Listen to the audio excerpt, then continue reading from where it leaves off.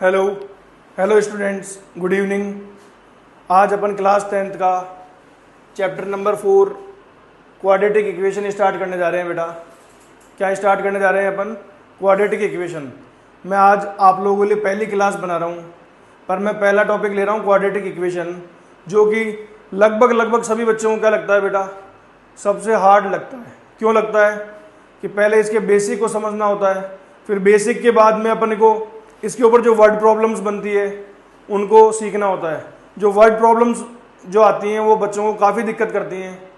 अपन पहले इसकी basic equations को सॉल्व करना सीखते हैं, उसके बाद मैं आपको वर्ड प्रॉब्लम्स को भी सॉल्व करना सिखाऊंगा, और धीरे धीरे ये आपको आसान लगने लगेगा। पर ये बच्चों को हार्ड लगता है, मैं आपको पहले बता देता हूँ, इसलिए आप लोग इस चैप्टर को बहुत ध्यान से पढ़ेंगे। आओ बेटा, आज अपन स्टार्ट करते हैं, और अपने टॉपिक का नाम है क्वाड्रेटिक इक्वेशन। क्या है? Quadratic equation. तो बेटा आज अपन स्टार्ट करने जा रहे हैं क्वाड्रेटिक इक्वेशन को। देखो बेटा, क्वाड्रेटिक इक्वेशन क्या होती है? तो क्वाड्रेटिक इक्वेशन क्या होती है?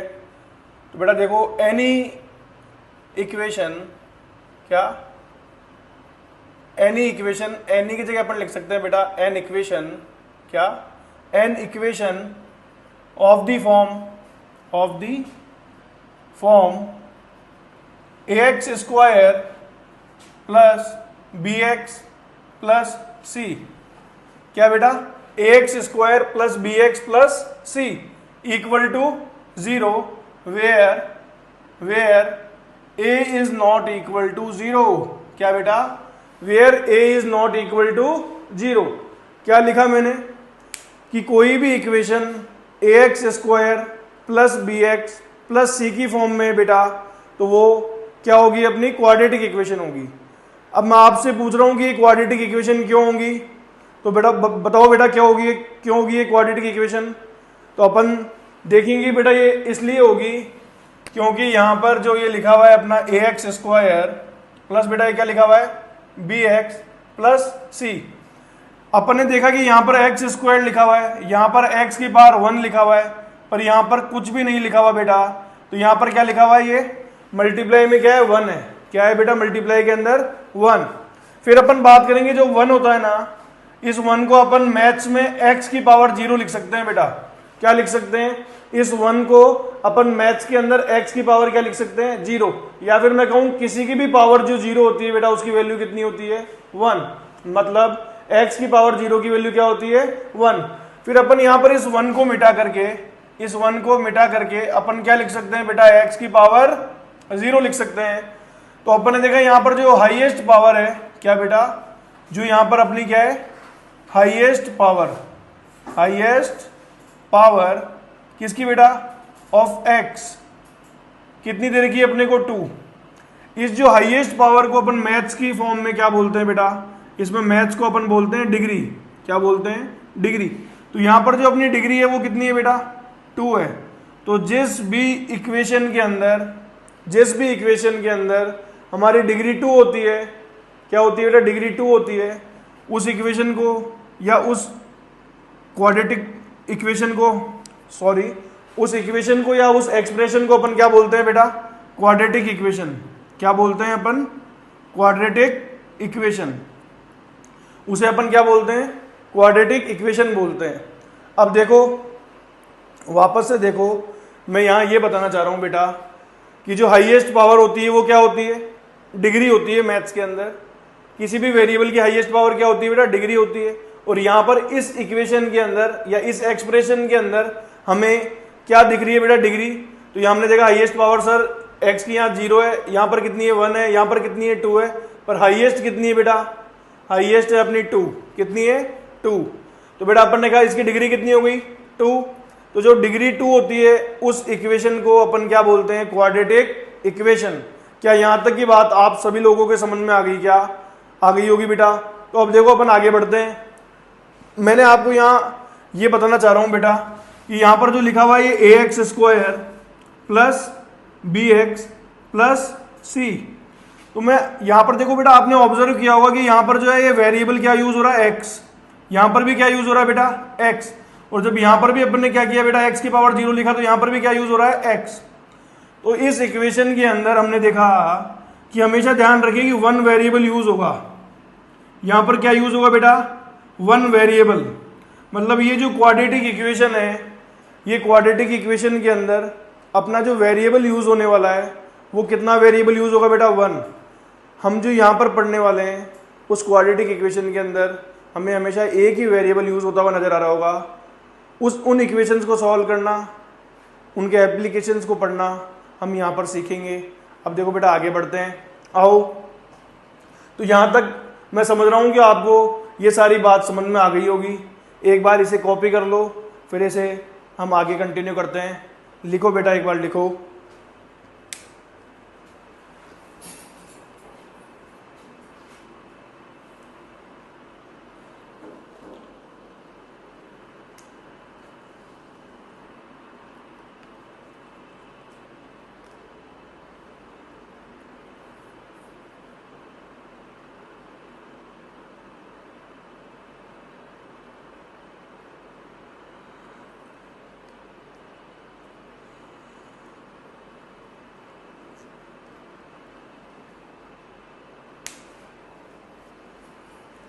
ये आप लोगों ने लिख लिया होगा। अब देखो बेटा अपन आगे बढ़ते हैं। अपन आगे बढ़ेंगे और अपन देखेंगे यहाँ पर अब देखेंगे कि बेटा जो अपनी इक्वेशन लिखी हुई थी ये क्या थी? ax square plus B x plus C equal to 0। तो बेटा अपन ने यहां पर देखा कि जो एक्स स्क्वायर का कोएफिशिएंट है, क्या बेटा? एक्स स्क्वायर में जो मल्टीप्लाई हो रहा है, क्या एक्स स्क्वायर में कौन मल्टीप्लाई हो रहा है बेटा? ए। और यहां पर जो अपना एक्स में मल्टीप्लाई हो रहा है वो कौन है बेटा? बी। और ये बचा हुआ क्या है बेटा? सी। तो अपन देखेंगे जो एक्स स्क्वायर में मल्टीप्लाई होता है उसको अपन मैथ्स में बोलते हैं बेटा कोएफिशिएंट ऑफ एक्स स्क्वायर। क्या बोलते हैं? Coefficient of x square. जो यहां पर कितना है बेटा? ए। फिर अपन बात करेंगे जो एक्स में मल्टीप्लाई हो रहा है वो उसे बोलते हैं बेटा अपन कोएफिशिएंट ऑफ एक्स। तो वो यहां पर कितना है? बी। और जो बेटा ये बचा हुआ सी है इसको अपन बोलते हैं कांस्टेंट। क्या बोलते हैं बेटा? सी। तो ये जो अपना कोएफिशिएंट ऑफ एक्स स्क्वायर है बेटा वो क्या हुआ? ए। और फिर अपना जो कोएफिशिएंट ऑफ एक्स है उसे अपन ने क्या लिखा बेटा? बी। और जो बचा हुआ है बेटा वो क्या है? कांस्टेंट है। या फिर इसे अपन ये भी बोल देते हैं कि यहां पर अगर अपन ने लिख दिया x की पावर 0 तो ये हो गया coefficient of x to the power 0। क्या हो गया बेटा? Coefficient of x to the power 0। क्या यहां तक की बात अपने समझ में आ गई? क्या आ गई? तो बेटा अब अपन देखते हैं इस पर एग्जांपल्स देखते हैं। अपन क्या देखते हैं? एग्जांपल्स। तो अपन ने देखा कि जो ये क्वाड्रेटिक इक्वेशन होती है बेटा ये किस तरीके की होती है? देखो 2x square plus 5x plus 7 equal to 0। या फिर अपन दूसरा एग्जांपल ले लेते हैं बेटा। तो ये हो गया 5x स्क्वायर प्लस 8x और प्लस का 10 इक्वल टू 0। तो जो क्वाड्रेटिक इक्वेशन है आपने देखी बेटा यहां पर क्या हुआ? 2x square plus 5x plus 7 equal to 0। और यहां पर क्या हुआ बेटा? 5x square plus 8x plus 10 equal to 0। तो अपन ने यहां वही सेम चीज ऑब्जर्व की कि सर यहां पर ये जो वेरिएबल है वो x ही यूज हो रहा है। सभी जगह पर क्या यूज हो रहा है बेटा? x ही यूज हो रहा है। मतलब इस क्वाड्रेटिक इक्वेशन के अंदर अपना एक वेरिएबल यूज हो रहा है, बिल्कुल हो रहा है। तो जो अपन यहाँ पर पढ़ने वाले हैं, मैंने आपको पहले बताया कि हम जो भी क्वाड्रेटिक इक्वेशन पढ़ेंगे उनके अंदर कितने वेरिएबल्स यूज होंगे बेटा? एक वेरिएबल यूज होगा। कितना वेरिएबल यूज होगा? एक। अब देखो अपन आगे बढ़ते हैं अगले स्टेप के अंदर बेटा। तो यहां पर बताओ कि ये एक्स स्क्वायर में क्या मल्टीप्लाई हो रहा है बेटा? यहां पर क्या हो रहा है? 2। तो जो ये कोएफिशिएंट हो गया किसका हो गया बेटा? Coefficient of x square. तो अपन ने देखा कोएफिशिएंट ऑफ एक्स स्क्वायर जो होता है बेटा वो क्या होता है? ए होता है। क्या होता है? यहां से अपन ने समझाना बेटा ये क्या होता है? ए होता है। तो यहां पर बेटा ए इक्वल टू कितना आ गया? 2। फिर अपन ने देखा कि एक्स में क्या मल्टीप्लाई हो रहा है सर? तो बोले एक्स में क्या हो रहा है? 5 आ रहा है सर। तो इसको बोलते हैं बेटा कोएफिशिएंट ऑफ एक्स या फिर एक्स की पावर 1। तो ये जो होता है बेटा क्या होता है? अपना बी होता है। और इसकी वैल्यू कितनी हो गई? अपनी 5 हो गई। फिर अपन ने कहा कि बेटा यहाँ पर जो यहाँ पर जो अपना कांस्टेंट है, यहाँ पर अपना क्या बेटा? जो कांस्टेंट है वो क्या होता है बेटा? सी होता है। कांस्टेंट क्या होता है बेटा? सी, तो इसकी वैल्यू अपने को कितनी गिवन है 7। क्या ये बात आपके समझ में आई क्या कि हम एबीसी की वैल्यू कैसे फाइंड आउट करते हैं? अब देखो अगले क्वेश्चन में आप थोड़ा फास्ट बताओगे कि एक्स स्क्वायर में बेटा यहाँ पर क्या मल्टीप्लाई हो रहा है, तो आपने कहा सर ये ए, तो यहाँ पर कितना दिया हुआ है बेटा ए, तो बोले सर 5। बेटा बी, तो आपने कहा सर एक्स स्क्वायर में जो मल्टीप्लाई होता है वो बी होता है, तो वो कितना है बेटा 8, तो बी की वैल्यू कितनी हो गई 8। तो बाकी बचा हुआ जो होता है बेटा, बाकी क्या जो बचा हुआ होता है वो अपना क्या होता है कांस्टेंट, और यहाँ पर जो बिना एक्स के लिखा हुआ है या बचा हुआ है वो कितना है बेटा 10, तो सी की वैल्यू कितनी हो गई 10। क्या यहाँ तक की बात आप समझ पाए? क्या आप समझ पाए होंगे? देखो बेटा मैंने कुछ नहीं किया यहाँ पर जो है ये अपनी ये जो है अपनी ये जनरल इक्वेशन है। ये क्या है बेटा? जनरल इक्वेशन है, general equation of quadratic, general equation of, या फिर अपन इसे बोल सकते हैं जनरल क्वाड्रेटिक इक्वेशन। क्या बोल सकते हैं बेटा? General quadratic equation. इस general quadratic equation a x square plus B x plus c से अपन ने इनको कंपेयर किया। क्या किया बेटा? कंपेयर करने से हमें मालूम हुआ कि वहां पर जो एक्स स्क्वायर में मल्टीप्लाई हो रहा था वो ए था, और जो यहाँ पर एक्स स्क्वायर में मल्टीप्लाई हो रहा है बेटा वो 2 है, तो अपने ए की वैल्यू कितनी आ गई 2। फिर अपन ने देखा जो सर एक्स में मल्टीप्लाई हो रहा था वो बी था, और यहाँ पर जो एक्स में मल्टीप्लाई हो रहा है वो 5 है, तो बी की वैल्यू कितनी आ गई 5। फिर अपन ने देखा जो बचा हुआ है बेटा वो क्या है, जो बिना एक्स के लिखा हुआ है वो सी है या कांस्टेंट है, तो सी की वैल्यू कितनी आ गई बेटा यहाँ पर 7। फिर इसको कंपेयर किया कि सर एक्स स्क्वायर में यहाँ 5 मल्टीप्लाई हो रहा है, तो ए की वैल्यू कितनी आ गई 5। फिर एक्स में कितना मल्टीप्लाई हो रहा है 8, तो बी की वैल्यू कितनी आ गई 8। फिर बचा हुआ क्या है बेटा, जो बिना एक्स के लिखा हुआ है वो सी या कांस्टेंट, तो बेटा उसकी वैल्यू कितनी आ गई 10। अब देखो मैं आपको एक और एग्जांपल लेकर के समझाता हूं। अपना एग्जांपल है बेटा एक्स स्क्वायर माइनस का 5x माइनस का ही 6। क्या? एक्स स्क्वायर माइनस का 5x माइनस का 6 इक्वल टू 0। तो मैंने कहा आपको कि बेटा यहाँ पर अब आप मुझे एबीसी की वैल्यूज निकाल के दिखाओ। क्या निकाल के दिखाओ? एबीसी की वैल्यूज निकाल के दिखाओ। तो आपने कहा सर इसको कंपेयर कर लो किससे? जनरल इक्वेशन से। तो बेटा जनरल इक्वेशन क्या है अपनी? A x square plus B x plus C equal to 0। तो आपने कहा सर एक्स स्क्वायर में कौन मल्टीप्लाई हो रहा है? बोले सर ए हो रहा है। यहां पर बेटा एक्स स्क्वायर में कौन हो रहा है? तो आप बोलोगे सर मुझे नहीं मालूम कि यहां पर क्या हो रहा है, मुझे यहां पर मालूम नहीं है कि क्या हो रहा है। तो बेटा जब कुछ भी नहीं दिखे तो मल्टीप्लाई में कौन होता है बेटा? 1 होता है। कौन होता है? 1। तो यहां पर जो मल्टीप्लाई हो रहा है बेटा वो क्या हो रहा है? 1। तो अपनी ए की वैल्यू कितनी आ गई? 1। फिर अपन बोलेंगे सर यहां पर x में कौन मल्टीप्लाई हो रहा है?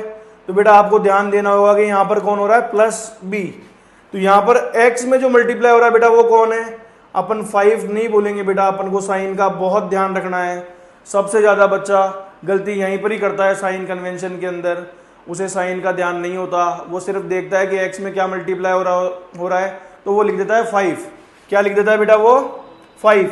और ये 5 क्या हो जाता है उसका? गलत हो जाता है। तो अपन को साइन का ध्यान देना बहुत ज्यादा जरूरी है। तो यहाँ पर x में कौन मल्टीप्लाई हो रहा है बेटा? तो यहाँ पर x में मल्टीप्लाई हो रहा है -5। क्या हो रहा है? -5। तो b की वैल्यू कितनी आ गई बेटा? -5। फिर अपन ने कहा c क्या है? तो तुम बोलोगे सर यहाँ पर जो बचा हुआ है c है वो कांस्टेंट है, वो है c। पर वहां पर जो अपन देखते हैं अपनी इक्वेशन के अंदर, तो यहाँ पर कौन है बेटा? ये -6। क्या है बेटा? -6। तो यहां पर भी बच्चे से बहुत ज्यादा गलती होती है। मैंने आपको भी पहले बताया कि माइनस के साइन का ध्यान देना बहुत ज्यादा जरूरी है। तो अपने सी की वैल्यू कितनी हो गई बेटा? -6। क्या यहां तक की बात आपके समझ में आ गई? क्या यहां तक की बात आपके समझ में आ गई क्या? तो बेटा एक बार इसे लिख लो। फिर मैं आपको 2 से 3 क्वेश्चन कराऊंगा जो कि आप बहुत फास्ट आंसर दे सकोगे इसके। अभी तो आपने बहुत धीरे धीरे धीरे सीखा इसे। अब मैं जब और 3 इक्वेशन लिखूंगा तो आप एबीसी की वैल्यू मुझे फटाफट से बता रहे होंगे, क्योंकि आपका एक कॉन्सेप्ट क्लियर है। एक बार इसे लिखो, फिर आपको मैं 3 से 4 क्वेश्चन कराता हूं।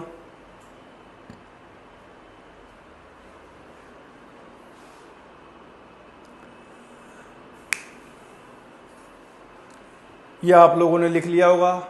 अब देखो बेटा अपन आगे बढ़ते हैं।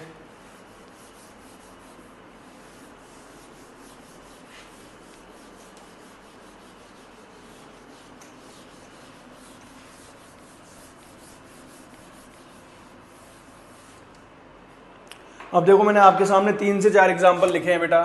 पहला एग्जाम्पल नंबर 1, यहाँ मैंने लिखा 16x² माइनस का 8x प्लस का 15 इक्वल टू 0। फिर मैंने एग्जाम्पल नंबर 2 लिखा बेटा। जब तक मैं लिख रहा हूं तब तक आप साथ के साथ इनके आंसर्स भी लिखते चलो, क्योंकि आपके पास टाइम है। लिखो बेटा इसमें एबीसी की वैल्यू क्या है। जब तक मैं दूसरा एग्जाम्पल लिख रहा हूं तो दूसरा एग्जाम्पल है अपना 25x² माइनस का 9x माइनस का 17 इक्वल टू 0। फिर तीसरा एग्जाम्पल है बेटा अपना, यहाँ पर तीसरा एग्जाम्पल है 8x² माइनस का 15x प्लस का 14 इक्वल टू 0। और बेटा जो अपना एग्जाम्पल नंबर 4 है वो लिखा हुआ है माइनस का 18x² माइनस, या फिर अपन लिख लो बेटा प्लस 23x और माइनस का 50 इक्वल टू 0। अब मुझे बताओ बेटा, फटाफट से बताओ कि इनमें एबीसी की वैल्यू क्या है, फटाफट बताओ। तो बेटा बताओ पहले में अपनी ए की वैल्यू क्या अपनी ए की वैल्यू 16 आ रही है क्या बेटा? क्यों? क्योंकि आपने कहा सर x² में जो मल्टीप्लाई हो रहा है वो कौन है? 16। क्या बेटा बी की वैल्यू 8 आ रही है या -8 आ रही है? क्या आ रही है? आपकी बार मुझे पूरी उम्मीद है कि आपने माइनस का ध्यान रखा होगा यहाँ पर। तो बेटा यहाँ पर कितनी आ रही है? -8। कितनी आ रही है ये? -8। और सी की वैल्यू कितनी है बेटा अपनी? जो ये है +15। कितनी है बेटा? प्लस का 15। अब इसमें बताओ भाई ए की वैल्यू कितनी है, फटाफट से बताओ ए की वैल्यू कितनी है। तो ए की वैल्यू कितनी है बेटा? x² में जो मल्टीप्लाई हो रहा है वो कितना है? 25। तो ए की वैल्यू आ गई अपनी 25। बी की वैल्यू बताओ, तो बी की वैल्यू कितनी आ रही है बेटा? तो आप बोलोगे सर क्या आ रही है? -9। और सी की वैल्यू कितनी है? तो आप बोलोगे सर ये आ रही है -17। क्या यहाँ तक की बात आप लोगों ने निकाल ली होगी? क्या आपको यहाँ पर ये एबीसी की वैल्यूज जो मैंने लिखी है आपके भी सेम आंसर आ रहे हैं? क्या सेम आंसर आ रहे हैं? तो आप बिल्कुल सही जा रहे हो। और नहीं आ रहे हैं तो बेटा थोड़ा ध्यान से और पढ़ो, बहुत ही आसान है, आप आराम से कर लोगे। अब देखो अगला क्या है, यहाँ पर बेटा ए की वैल्यू कितनी है? यहाँ पर 8। बी की वैल्यू कितनी है बेटा? -15। और सी की कितनी है? +14। क्यों? क्योंकि x² में क्या मल्टीप्लाई हो रहा है बेटा? ए। तो ए की वैल्यू कितनी हो गई? 8। x में क्या हो रहा है बेटा? तो -15 हो रहा है। तो बी की वैल्यू कितनी आ गई? -15। और बचा हुआ सी क्या है बेटा? प्लस का 14। तो सी इक्वल टू क्या लिख दिया अपन ने? +14। यहां बताओ बेटा ए की वैल्यू क्या है, बी की क्या है और सी की क्या है? तो अब की बार जो x² में मल्टीप्लाई हो रहा है बेटा वो क्या हो रहा है अपना? -18। तो ये क्या हो रहा है बेटा? -18। फिर ये क्या है बेटा अपना यहाँ पर? +23। तो अब बी की वैल्यू कितनी आ गई बेटा? प्लस का 23। और जो बचा हुआ सी है वो कितना आ गया बेटा अपना? -50।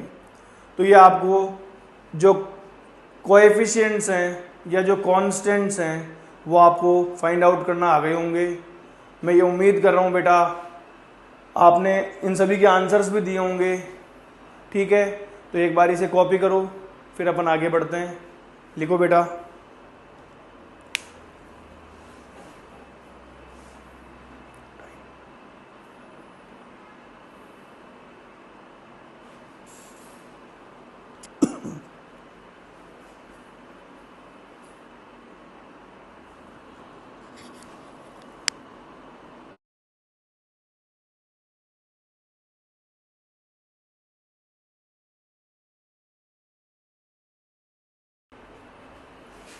लिख लिया होगा बेटा आप लोगों ने। अब एक कॉन्सेप्ट को आज अपन ने सीख लिया है। आज क्लास को अपन यहीं तक रखते हैं। कल जो है अपन जो नेक्स्ट क्लास के अंदर अपन क्या बेटा? नेक्स्ट क्लास के अंदर अपन क्वाड्रेटिक इक्वेशन